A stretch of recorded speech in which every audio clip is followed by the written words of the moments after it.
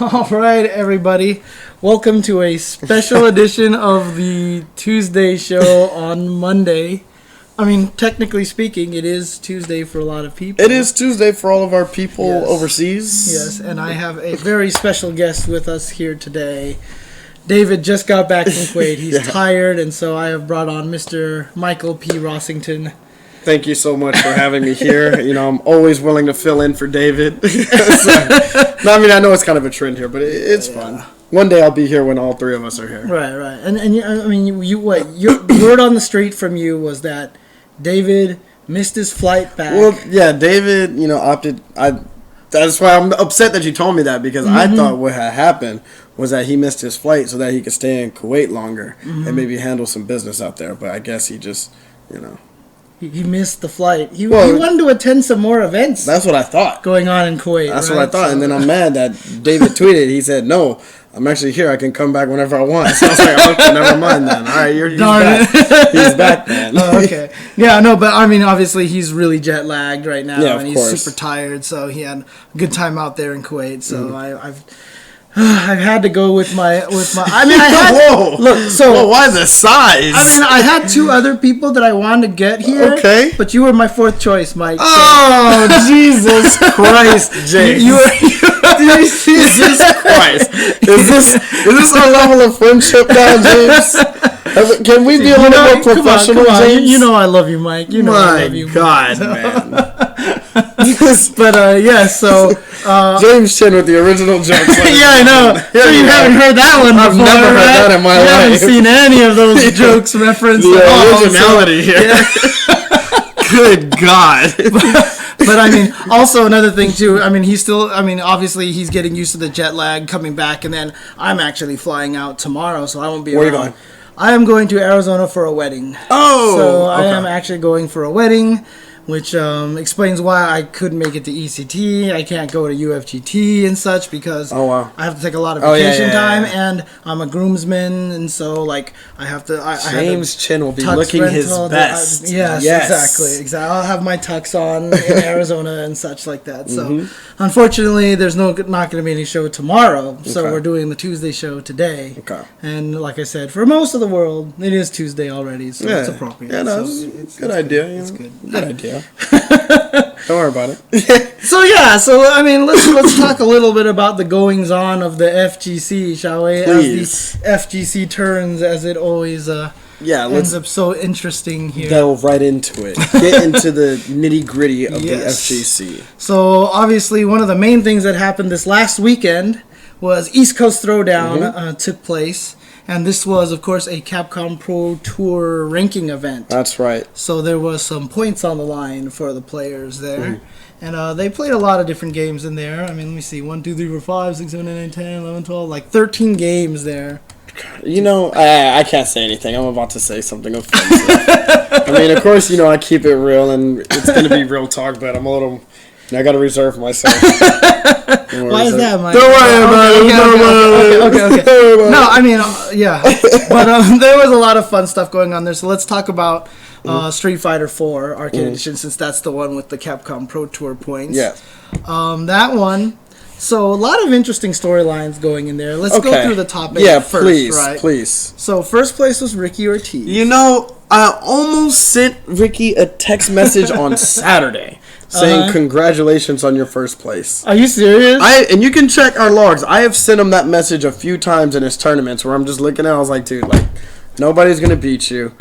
And somebody got mad at me for saying it, but Ricky Ortiz goes to the East Coast and just gets first place every time. He gets first place every time. On the East Coast. On the East Coast. On the East Coast, Northeast for some reason. I don't know why. I mean, he used to live in New York for a while, so maybe that's where he recharges his powers or something. It could be. There's something out there that's powering him up, and he is just unstoppable.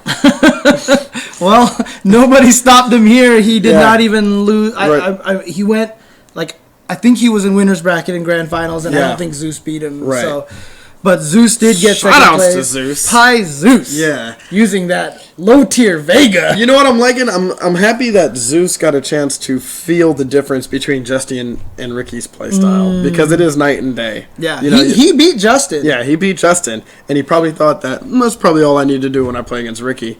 Nah, you didn't get dive kicked that many times when you played against Justin, right? Yeah. Ricky is way more aggressive, so... Mm-hmm. But, I mean, third place went to Saban, Arturo Sanchez getting third place. So consistent. So here's the interesting thing. Okay, so Justin Wong got fourth. Defeat Lee got fifth. Tied for fifth with Pi Poem, actually. Yeah. Interesting that Smug did not make top 8 here. And I think Smug lost to Justin and to Ricky. He got that EG special. Yeah, exactly. Welcome, brother. I understand. Every tournament, it's EG. Yep. And then in 7th place tied was Glitch, AG Glitch and RG Rico Suave. Yes. So here's the props to Rico. I don't know how Rico does it. Like, because... You know, you don't... I think it's just intimidation factor. I think it is intimidation factor. That is, like... If I sat next to him, I wouldn't want to beat him. That's a dude who, like... I really wish he took Street Fighter more seriously. But I understand, like, of course he's going to do his whole Injustice and Killer Instinct thing since he's really good at those games. But I really wish he focused, like, heavily on Street Fighter. I know he will when Ultra comes out, as everybody will.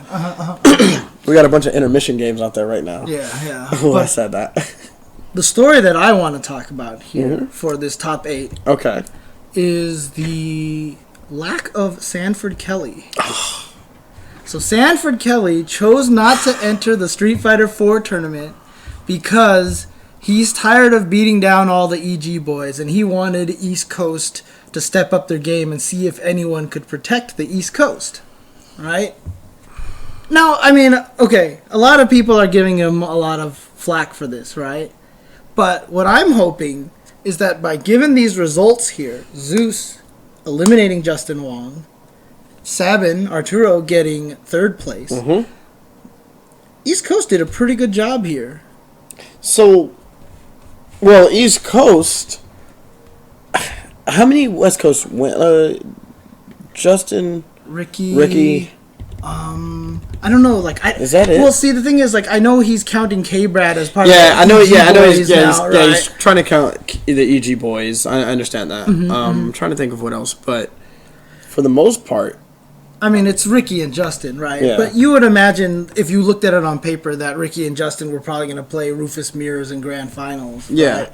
So Zeus actually managed to defeat him. What I'm hoping, and I did talk to Sanford about this on Twitter, I was like, Zeus did a great job, right? And he's like, absolutely, you did a fantastic job. So now I hope there's nothing left for anyone to prove or... Well, I mean, I just... You know, gosh, dude. Like, stop it, James. Stop it. Your wording is making me more upset. And I know you're doing it on purpose and it's working right now. Because... Oh, my gosh. Tell me how you feel, Mike. Tell me how you feel. Why do you compete in the first place? You know, like, when did that ever become an issue? I'm talking as far back, like, I'm not as OG as you. You know, listen, I'm very few people are. I'm not as OG as you. I only go back to 2000. Yeah, we're old men. But anyway, I'm sorry, James, but it's sad for me to know that people born in the 2000 are playing right now. Right? I know. Like, how old is, like, Noah and like, CJ Truth and stuff, right? So. Somebody was asking me, too, I know we're kind of off topic, was asking me the other day, they're like, you know, so when did you get in the scene? Kind of expecting me to say, like, 2007 or something. Because this dude was, like, 24 years old. He's 23, 24. And I was like, actually, I've been playing fighting games, like, competing since 2000. He didn't know the scene was around back then. And that's what I told him. I was like, dude, I'm not OG. I told him, I was like, dude, I'm not OG. Like, there are people above me that I have to report to. Oh, man. You know, so anyways, very sorry to get back on topic. Just one more side note. Yes. I even laugh when people call Vi OG, so, you know. See? And I clarified that to him. And what I did, because I knew I would be getting into a territory where you would need history books for at this point. I said, you know, like, I'm not OG. Like, people who I would consider OG would be like Valle and Mike Watson, but there's lineage beyond. like, of course, Mike Watson been around, way forever. But Watson is true OG. Watson is true OG. Yeah. Valle was new school because I remember when Valle was introduced to Mike Watson. Like Watson was like, "Who is this new kid?" Valle came in during the Alpha series. Yeah. And that was already late. That was way late. Anyway, back to the ultimate question. Okay. Why do you compete? So go ahead. All right, so I'm just thinking, it's like, man, if you are a competitive player, if you want to talk about being the best or whatever, you don't. I don't see how you could ever not enter a tournament and like say like, you know, try to be like Tupac on Hit 'Em Up and say, I'm going to let my little homies ride on you or something like that. You know, it's like, well, that was after he already spit his verse. Right, so I'm saying you should enter that tournament, and after you beat, like, I would have respected this, right? Okay. And I would have totally respected this. Okay. If Sanford entered ECT, bodied Justin like the way Zeus bodied him or something, and then like maybe bodied one more EG dude.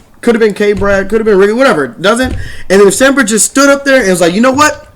I ain't going to play in this tournament anymore because I'm too godlike. I'm going to let the rest of the East Coast handle him. If he did that, I would have said, oh, God, Sanford, you're the greatest of all time. And nobody would have ever topped a performance like that. To beat these guys and be like, you know what? I'm too good for this tournament. I'm going to see how East Coast handles you guys. But instead, like, nah, I mean, sitting on the sideline, kind of like, placing yourself above the rest of the East Coast, that kind of sucks. You know, like, because I would be, like, I'm looking at this from an outside perspective, right? I got you. If I was Zeus or Smug, I'd be like, what? Like, when was the last time you beat me? Like, that's what I'd be thinking. Like, what are you doing? Like, sitting on the throne, you know? Okay. Like, that's me as a hungry player. But, you know, my problem is I don't get where Sanford was coming from by doing that. Yeah, so you wanted him to pull a Chris Hu then, right? You heard Chris Hu did, right? What did Chris Hu do? So there was the B-League tournament to get into the King of New York, and he won. He tied for first place. And then he said, I'm not going into it. I just did it to prove a point. Ooh, see, that's what you do. That's what you do. That's what I'm talking about. So Chris Hu is the true king. Man. There, you know, okay, yeah. That's happened a couple times. Now you're making me think of other moments. But that's exactly what it is. Chris Hu, that's godlike. Right. I just wanted to send a message, you know. But you know, Chris Hu didn't stay at home and say, I'm gonna see who wins to see if I was not needed or something like that. What? Okay, fair enough. Yeah. I'm sorry. Maybe not everybody shares that opinion. That's just me as a hungry player. Yeah, and apparently I see it that way. When he won too, he even said like "say my name" or something like that. Dude. Okay. Yeah. So Chris Hu, dude. Chris Hu is godlike, dude. He's godlike. Yeah, that's how he does it. All right, so Marvel at ECT was Chris G taking first place. It was a Chris G show. Yeah, winners all the way. I think so, yeah. Okay. Justin got second place. Moons with the dog got third place. I heard he bought it a lot of people with the dog. Yeah, everybody was saying that the dog is cheap. Yeah. And the champ was saying that I've been saying the dog is cheap, etc. Kane Blue River got fourth. And fifth place tied are both Flux and Coach Steve, which is really funny to me. Oh, yeah. Hey, well, they had a 15-14 set. Dude, so. Right? And apparently with a bunch of dropped combos, too, at the end. So that was, you know. It's a well-deserved double fifth place right there. And tied for seventh were Flocker and Master CJ. And then for ninth was Mac Never Drops, J Rosa, Cosmos, and Wedge. And 13th place was Marlon Pie, B-Guy, Noel Brown, and DJ Hoshin. Man, that's a nasty tournament for Marvel. Yeah. Man, that's scary. Dude, so, do we... You know, I try to bring up something, you know. And I'm not trying to stir the pot. I just have a genuine question. Okay. East Coast, are they better Marvel than us? No. Okay.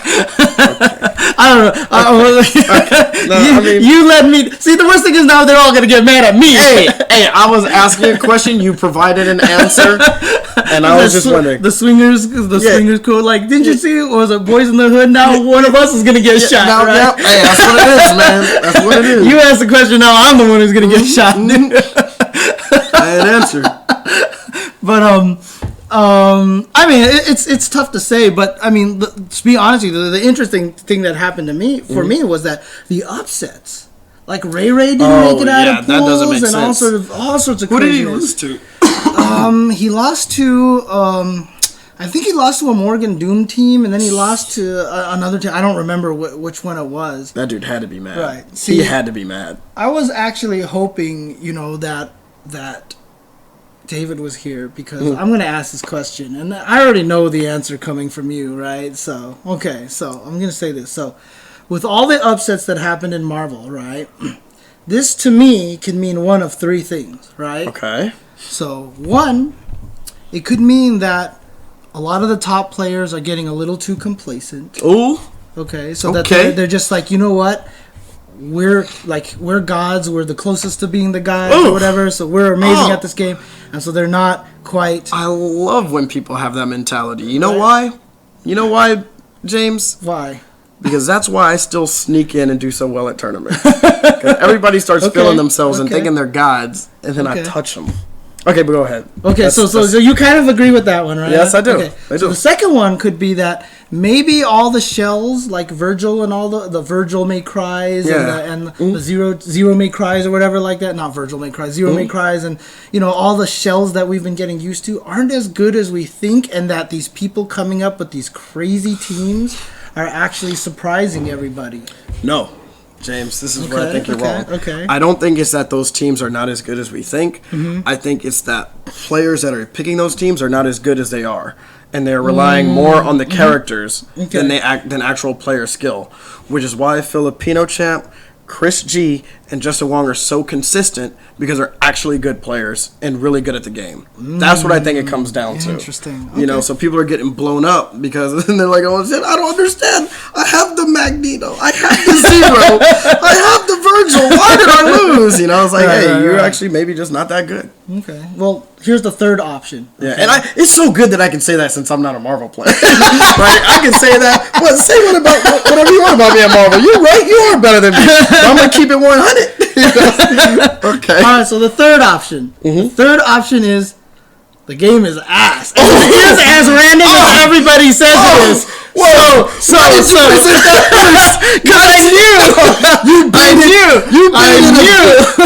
baited a good response out of me, and wasn't fair because I'm always gonna go option 3 on Marvel. The game is ass. That's all it comes down to. So it is as random. It is as random. Yeah. Okay. Please ignore my previous answer. Please ignore my previous answer. Option 3 all the way. Game is ass. Marvel. Everybody's good. Nobody's on blast anymore. Oh man! That's definitely something to think about. Like I'm really curious now to see how the tournament results are gonna be as we keep going. Yeah. Because it's interesting because I feel like the game is like, dude, there was that one guy at the run back this last week who was using. Is the guy from the Philippines who's using like a Spider-Man, Doctor Strange, Hager team, I think it was. He was botting fools all over the place, dude. It was crazy. That's good. Yeah. That's what I like to see. I like to see these players, just coming out of the woodwork with these foreign teams, and I'll put Apology Man on that level. Okay. I truly think that. I said he's the best Marvel player. The dude is good, and he picked the best team for such an ass game. He wanted to show everybody how ass the game is, and every time he loses is because he messed up. He should never lose a tournament for the rest of his life. I think I joked that when he played Cloud 805 at NCR, I was like, it's like a one-player exhibition. Oh, it's like video exhibitions. Yeah, it was. No, but honestly, I do enjoy the game. I like the game. So I'm curious to see where it's going. Because I do like the fact that these weirder teams are coming out of the woodwork. No. No. Okay, the weirder teams are coming out of the woodwork. Let's look at that top 8. Okay. Where are the weird teams? So we got Chris G with Morgan Magneto Doom or Morgan Doom Virgil. Okay, that's pretty weird to me. Justin with Wolverine Storm Akuma. Okay, that is not weird. That is accepted. Okay, Moons, Nova Modok Ami. Moons is godlike. You have to admit, Nova Modok Ami is a weird team. Okay. Hulk Hager Sentinel, that's standard. It was It was weird at first. It was weird at first, but it's not weird anymore. We used to have Kane Blue River, drink at his own fountain, but now everybody can drink out of the same fountain. I'm just saying. Okay, so that's what it was. 0 Virgil Dante from Flux. Mm-hmm. Okay, Nova Spencer Doom or Wesker Doom Virgil from Coach Steve. Mm-hmm. Okay. This is Flocker 0 Virgil Hawkeye. I'm looking all the way down at okay, I see a Deadpool in top 16. Dude, there's I see a Felicia. There's always Hoshin. Oh, but that's Hoshin. Yeah, okay, but that's still weird.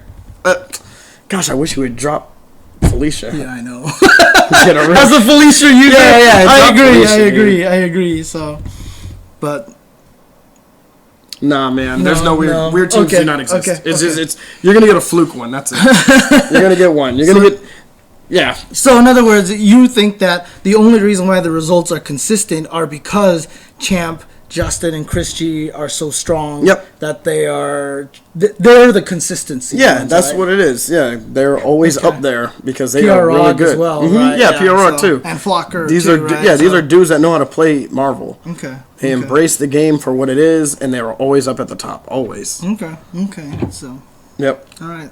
Sorry for that little rant. Let me wipe up here. Yeah, it's okay. Let me move on to another game. Right. So Killer Instinct, CD Junior won first place. Justin got second. Ooh, that had to be an interesting match. Dude, it was that had so to be an good. Interesting match. It was good. I mean, I'm not gonna lie. Like Justin came from loser's side and had to fight CD Junior, and he reset the bracket, and it went down to the last game.